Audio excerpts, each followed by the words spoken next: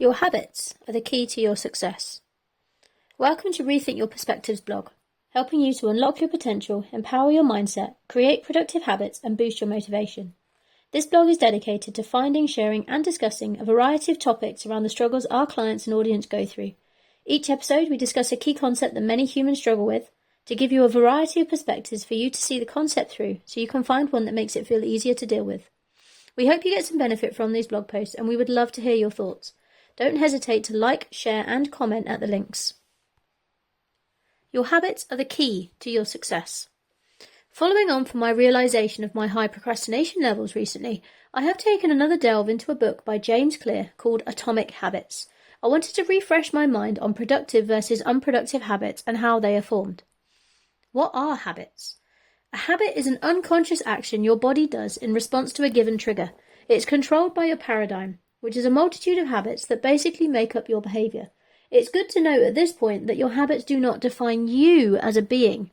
They only define your behaviour. According to researchers at Duke University, they account for about 40% of our behaviours on any given day. Your paradigm and habits define your day-to-day life and the decisions you make. They define how in or out of shape you are, how happy or unhappy you are, how successful or unsuccessful you are. Why is knowing this the key to your success? What you repeatedly do ultimately forms the person you are, the things you believe, and the personality that you portray. When you learn to transform your habits, you can transform your life. Think about it.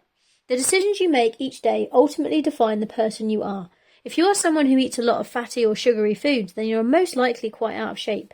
Your body shape will reflect this by being overweight. But eating fatty and sugary foods is a habit. You can change that habit and your body shape will also change. It's the same for success. If you have a habit of spending hours scrolling social media or binge watching TV, then you aren't using your time to build a business. If you choose to spend that time watching videos about how to build a better business and then doing the actions, your business will start to grow. Ways to form a better habit. Any given behaviour occurs when you are triggered by something. It can be as simple as seeing a biscuit. Your body then wants the biscuit. You eat the biscuit. So the easiest way to build a new habit? Remove all the biscuits from your house. Then there's no trigger. But this doesn't work outside your own home, and that's where making a pre-decision comes in. Make a decision before you see a biscuit that you won't eat it. The decision has already been made, so when the time comes, you will automatically say no to the biscuit. James Clear's strategy for building new habits follows a 3-step pattern. Reminder, the trigger that initiates the behaviour. Routine, the behaviour or action you take, usually unconsciously. Reward, the benefit you gain from doing the behaviour. He says the easiest way to create a new habit is to focus on the reward. You need something you enjoy as a reward for doing a certain behaviour. For the biscuit example, you need a reward greater than the enjoyment of eating the biscuit in order to not eat it.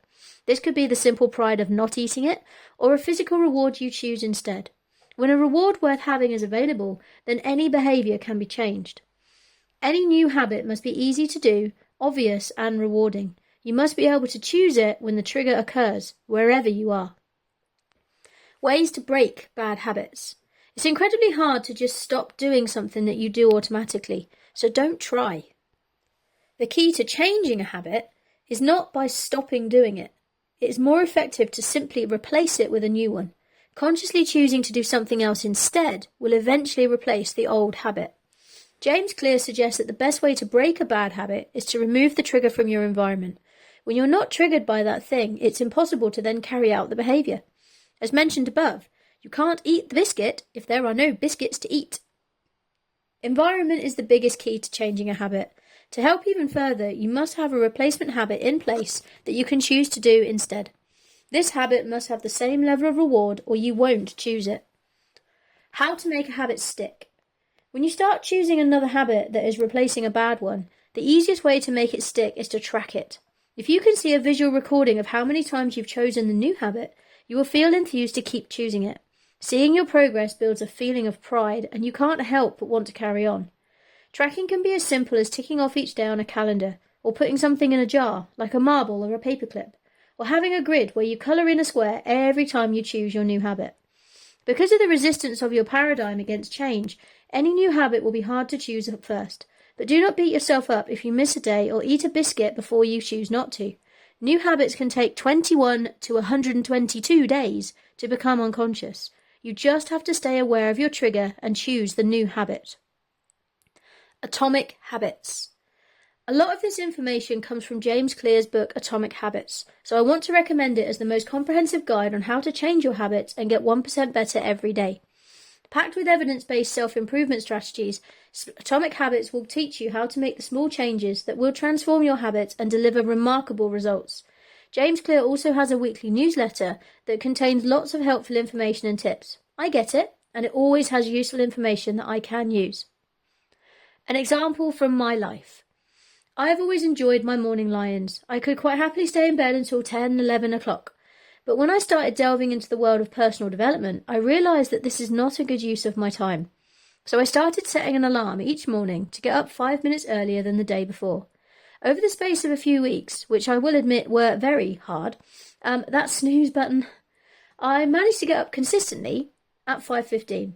Now I'm even waking up naturally before my alarm goes off and feeling more awake through the day than before. But how did I help myself build this habit?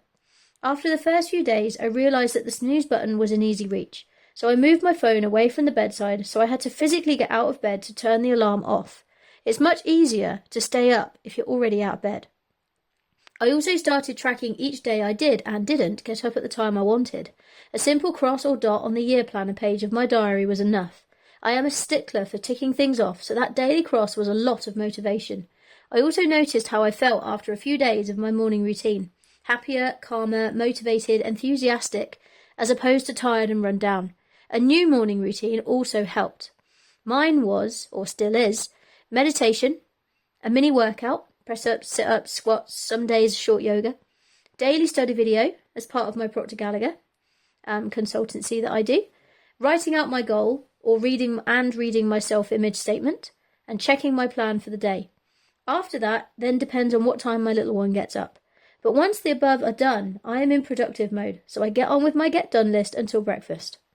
What do you think? It really can be as simple as this, but if you do want some help with it or someone to hold you accountable, contact me today. I would love to help. If I can help others feel as fulfilled as I do when a new habit becomes unconscious, then I want in.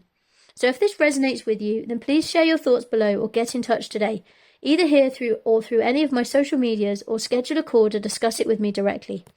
Speak to you soon. Jay, rethink your perspective.